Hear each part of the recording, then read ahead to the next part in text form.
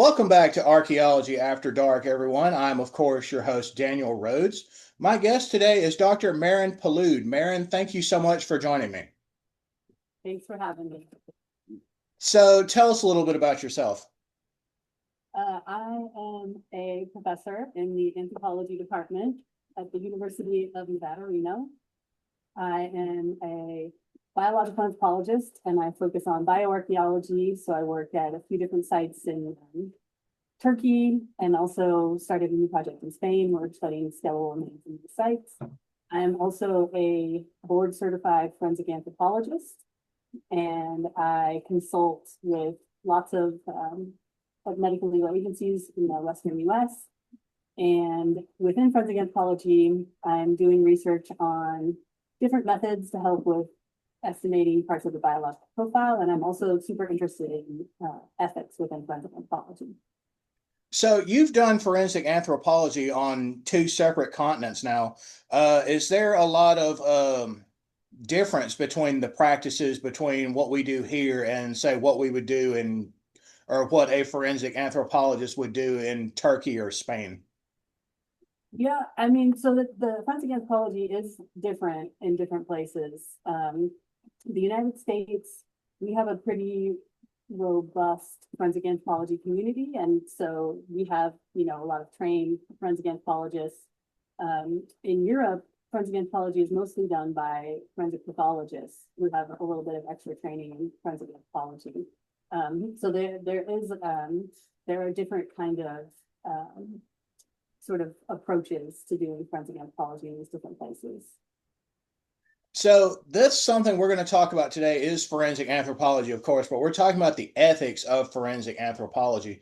So between the two continents, is there a difference in what they consider ethical here and what they consider ethical in, say, Turkey or Spain? Um, I mean, the approaches are just a little different. So, I mean, if they, if you have the expertise to kind of do the analyses, then you're working within an ethical framework. And then I mean, there are different approaches in every country, how we view the treatment of human remains, and kind of what descendant communities want to see how remains are treated. So there are, some differences in kind of community ideas of how remains are treated and kind of how work should proceed around them. And that is like something that continues to be the ongoing discussion, especially in archaeology, is what is considered ethical in the treatment of human remains. Like so many institutions now have developed policies where they actually won't publish something if it has a portrayal or a display of human remains, say in like an academic article. They will actually just reject it or say, please edit out the images and we'll be happy to publish it now. And some journals are requiring ethical statements that talks about how you got permission to study the remains, if you worked with the descendant community. There's more of a push towards transparency in how this work is being done. So, in forensic anthropology, since it would be going through the legal process, I assume you have to present the ethical statement when it goes to, I guess, trial or something like that. You have to show that you got permission to do this kind of work on the remains as part of the court case. Yeah. And typically I will work with the medical examiner. So that's most of the work I do here as I'm based at the University in Reno. So the medical examiner will contract me to do work. And so they have kind of control over that medical legal death investigation. So I'm kind of working under that legal purview that they have control over kind of resolving that case. And so I'm just one kind of piece of it. So I imagine that puts a little more stress on you as part of like a profession. How do you unwind after all that? Like I imagine that puts your work under that much more scrutiny when you present it in like a trial atmosphere. It, it is stressful because you don't want to be wrong. You want to make sure you get the facts of the case right and that doing a good analysis and contributing to the resolution of this death investigation. And there's a lot of research right now talking about, vicarious trauma amongst forensic science professionals because they see a lot of death and kind of sadness. So partly what kind of helps me get through is I try to dwell on the positive of it and the fact that I'm contributing my expertise to my community in a way that can help resolve these cases, can either help help with a homicide trial or help make an identification of a missing person, and so that gives resolution to their loved ones. But I also, I'm a big believer of a lot of in self-care, so I, go for long runs in the woods and take time off when I need to. And that's something that I think a lot of people is what inspires them in forensic anthropology, archaeology, just studying the fields we do is that we actually are giving voices to people who don't have one anymore. Like, people pass on, but they still leave things behind, whether it's, their actual remains or the material culture left behind. But it's up to us to interpret those things, to put it out there for other people to see it and let it know, and let them know that it happened, that it's not just a story or something, it's real. Yeah, yeah, exactly. I mean, it's a lot of responsibility, but it's like, what I love about this field, even like doing the archaeology work and the forensic anthropology work, is to be able to help give that voice in a way that honors the decedents and the descendant communities and all of that.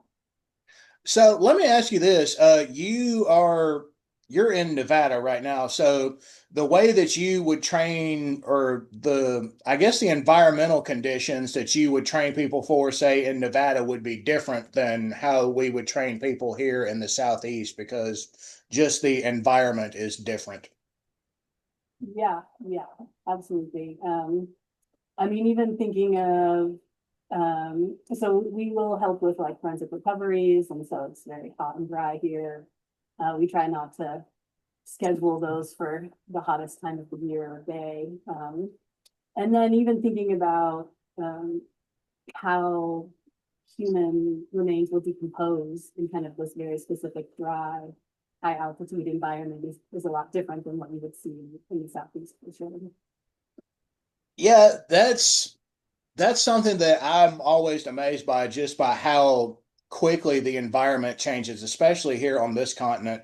And you'll see something like, I read an article not long ago that somebody uncovered a 10,000-year-old basket in the middle of the desert. And I'm like, wow, that's not something you would find here in Alabama for numerous reasons, because the soil eats things here. Yeah, yeah, the preservation here is a little different for sure. So this is just something I imagine you get a lot is Nevada has a reputation of mob history, things like that. I assume somebody has asked you at some point, so have you ever seen like somebody with cement shoes? I have not. I have not seen that. Yeah, I have been asked to consult on a historic case that could have been tied to the mob, but we weren't able to find much. So But I mean, that's the kind of thing that people, I assume, ask you all the time about just being in Nevada. They're like, so you ever seen somebody get whacked? yeah, I mean it is yeah, it is the kind of the Wild West around here. So what is, I guess, the ongoing discussion of forensic anthropology, or the ethics of forensic anthropology here? I know the study of human remains is a big hot button issue, like we said earlier. I assume there are other ongoing topics besides that. Absolutely.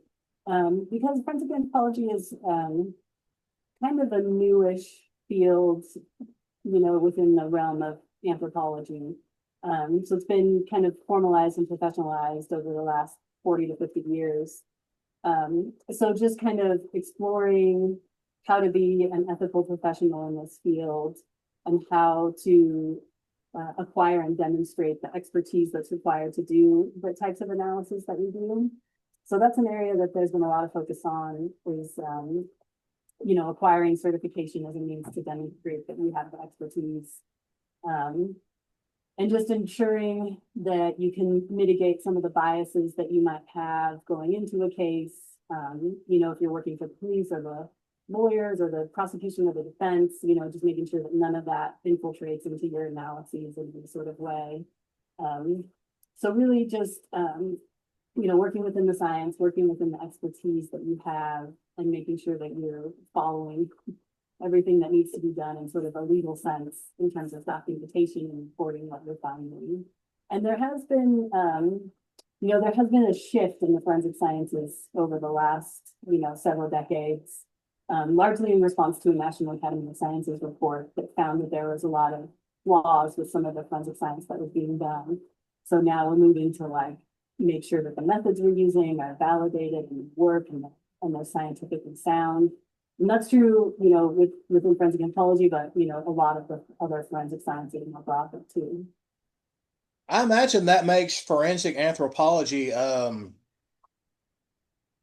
interesting as far as techniques go, because I would assume, technology evolves, so quickly now, like it evolves on an almost daily basis. Like you say you put a technique into place on a case, that technique could be like outdated within the week.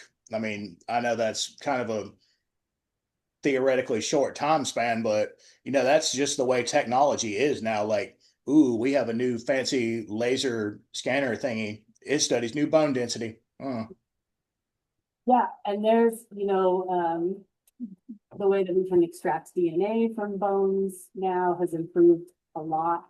And so that's helping with identifications. The way that we can study and analyze fractures of bones has changed a lot, and has really aided the science. So yeah, there's been a lot of technological advances and just sort of methodological advances too over time.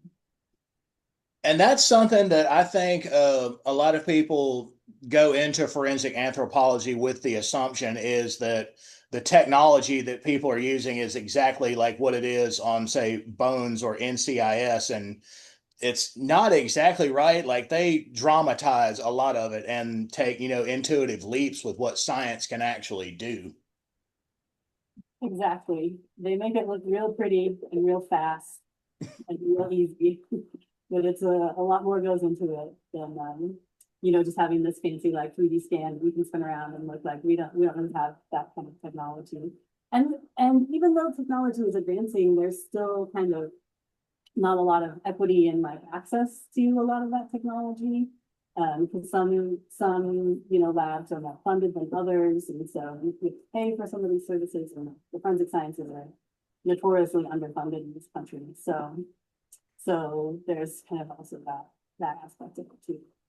Well, I imagine a lot of that funding is directly tied to like the size of the department they serve. Like a small town here in Alabama wouldn't have anywhere near, like, say, the forensic budget, like somewhere in like Los Angeles or New York would have, just with the number of crimes or just people in general that that department serves. Exactly. Those are two big um big offices for medical examiners in New York and LA. And they have more resources than a lot of other departments and offices across the country. So in forensic anthropology,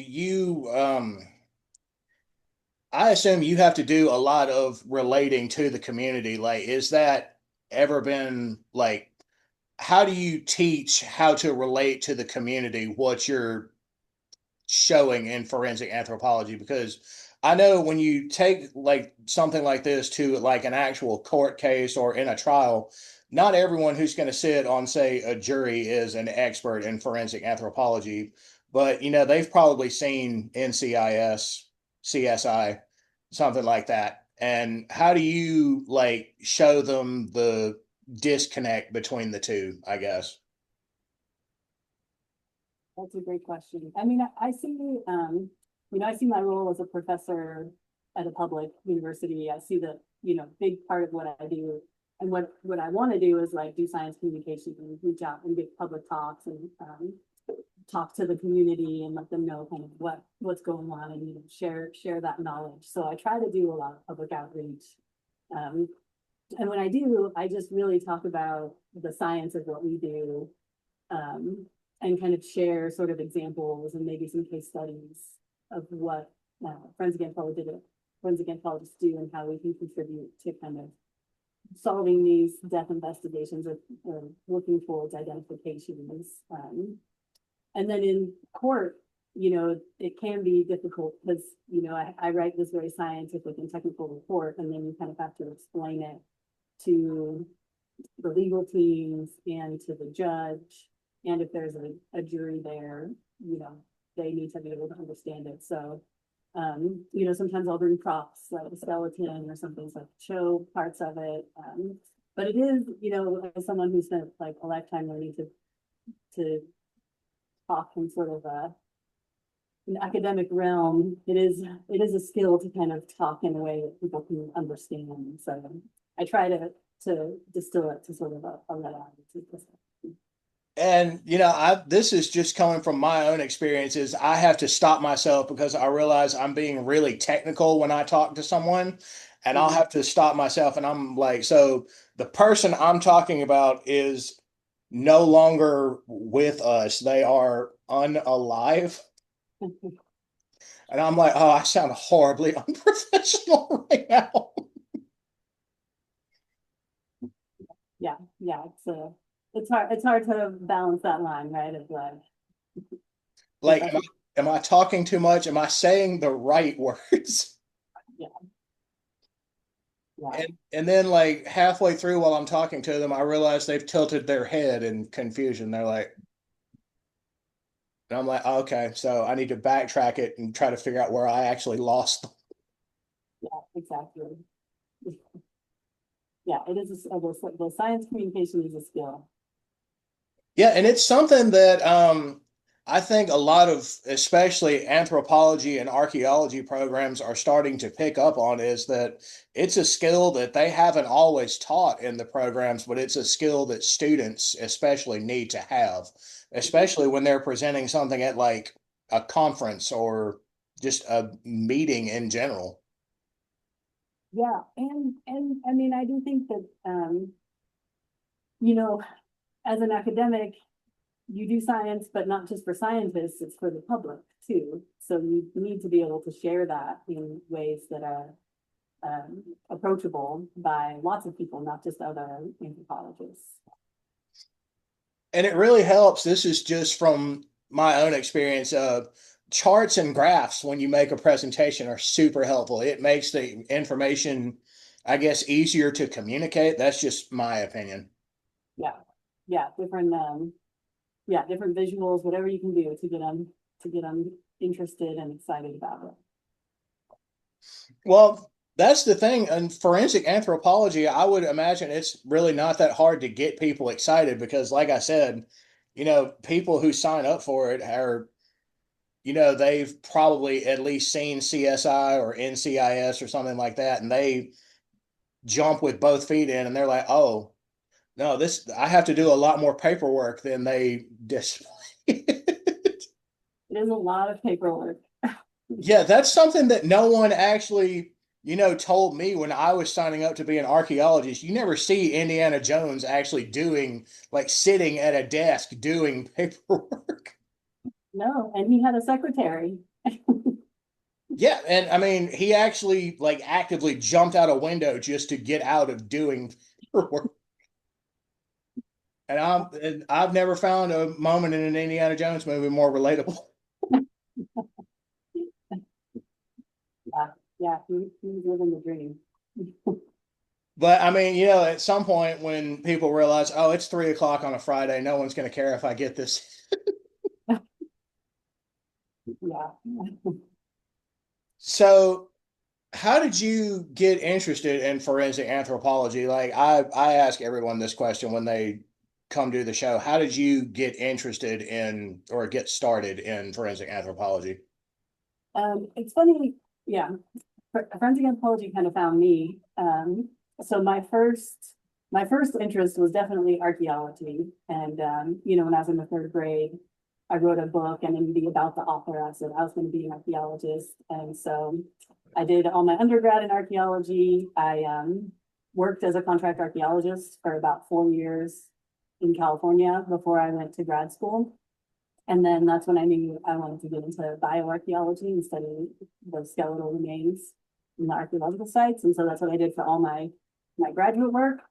Finished my PhD, applied to tons of different jobs. And the one job I got was to be a forensic anthropologist at the Defense POW Accounting Agency in Hawaii. So I took that job and I worked there for 4 years, and they really gave me all of the kind of forensic anthropology skills. And there was, I did take forensic anthropology in grad school, but I really just thought I wouldn't have the kind of stomach for it, for the work, because it is stressful. And, there's doing all the paperwork and the analysis. But then when I had that job, I just found that I really, really enjoyed it. And I enjoyed working with the communities and people and doing the work. So then when I came to UNR, after working there in Hawaii for 4 years, I continued that consulting as a forensic anthropologist. So it's funny how, different, decisions you make in life send you down very different paths along the way. Yeah, there's just something really special about like all the decisions you made up until a point and you realize that you're waist deep digging a hole and you're just like, okay, this is my job and I absolutely love this. And all of my decisions have led up to this point. Yeah. Yeah. And that's, no, I'm very lucky to have a job that I love and that I feel like I can do what I enjoy and pursue research questions that are of interest to me, but also kind of contribute to my community in different ways. So, since you're an academic in forensic anthropology, does that mean people like if it's no longer an open case, can you ask for like an old case file to assist with like a research project that you're working on now? Not that you're like researching something now, but is that something you can do as part of your job? So, and this is actually a thing that a lot of forensic anthropologists will do. They'll go through kind of old cases at different medical examiners' office to explore various research questions. As long as the data are anonymized, you're not giving names or anything like that, then it is an area that you can do research in. So if this is going to be probably the last thing we talk about, if somebody wanted to get involved in forensic anthropology, aside from being a criminal and or victim, um, how how could they get involved? Is this something like they can volunteer at a lab at? I would assume a forensic lab does a pretty strenuous background check, if nothing else. They do, and you do need to be, an adult. Uh, but there are internships available at some medical examiners' offices across the country. There are opportunities to take kind of summer short courses at a few different universities. Um, and then also working or attending a school, a university that has a board certified forensic anthropologist or somebody who has that expertise in forensic anthropology is a great way to kind of learn about different opportunities that you can pursue. I would say the American Board of Forensic Anthropology website has a lot of opportunities listed. There's a website called the Forensic Anthropology Community that has a lot of internships and field schools and different universities all listed there too. So those are two really great online resources where people can look to see what sorts of opportunities are out there. Well, that is just going to about do it for us here at Archaeology After Dark. Marin, thank you so much for joining me. I really appreciate you taking the time. I'm sure you're very busy. Yeah, it was great. Thank you for having me. Well, that's going to do it here for us, everybody. Tune in for more.